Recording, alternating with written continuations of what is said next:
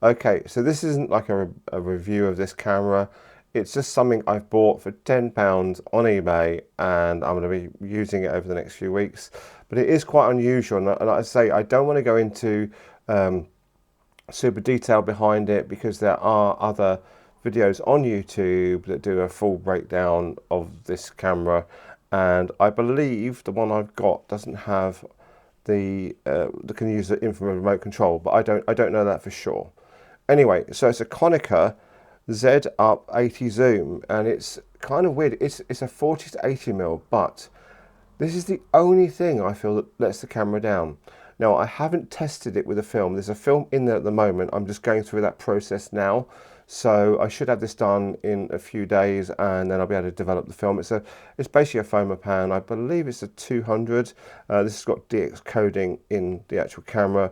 And I was thinking when I saw the front, this is kind of like a big bulbous um, lens and stuff, but it's actually not. It's a 40 to 80 mil f3.8 f7.2, and the flash when you switch it on always comes up. So if I switch it on like so, the flash always pops up.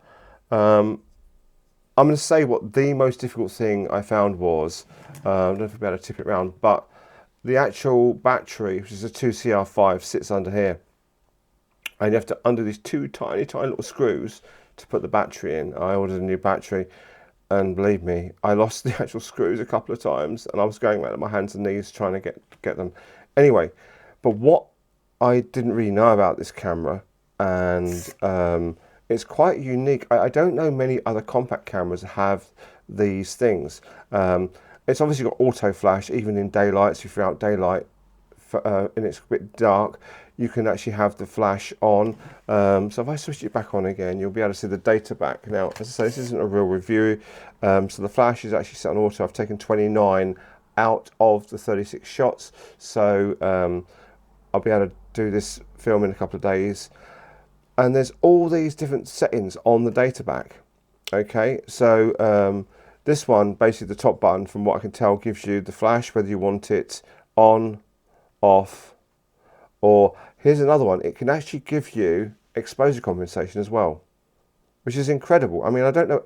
Are there any compact cameras out there that give exposure compensation? I don't know. I've only found this one. So the flash is off, and it gives you exposure compensation by +1 stop. And then you've got auto flash, which I've been set it on. Now, all these controllers, what I understand is, when you switch it off, it resets. Okay, so I open it back up again, but there's a switch on the inside of this back. You can actually switch it so the actual controllers, once you've set them, remain the same. I don't like the idea of that because I can guarantee I'll be out photographing with it and stuff, and I'll get it all wrong.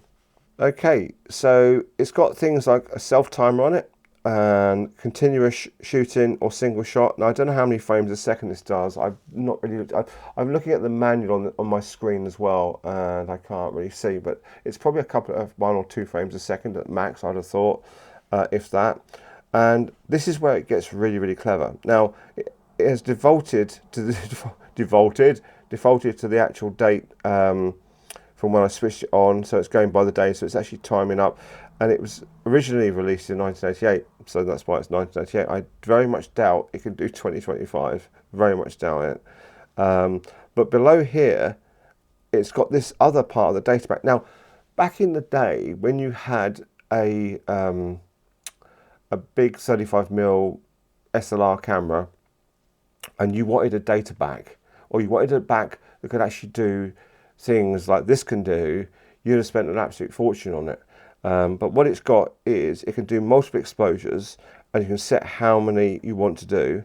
Okay, it's then got time exposure. So if you wanted to do like a time lapse or a bulb exposure, you can do that, and you actually tell it how many seconds to do the exposure for, and just basically punch it in by using the actual data back.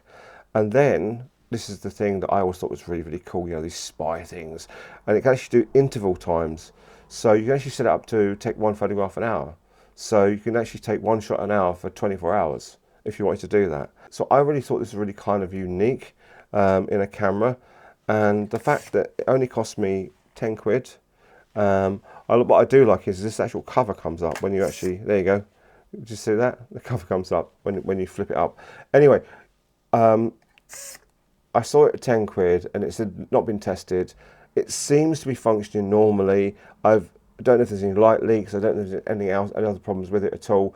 But I think it's a great little camera for 10 quid to play around with. I'm hoping to get some really, really nice shots from it. Anyway, hope you like that. And it's kind of a bit different from what I normally do. But don't forget to like, comment, subscribe. And I'll see you in a video very soon.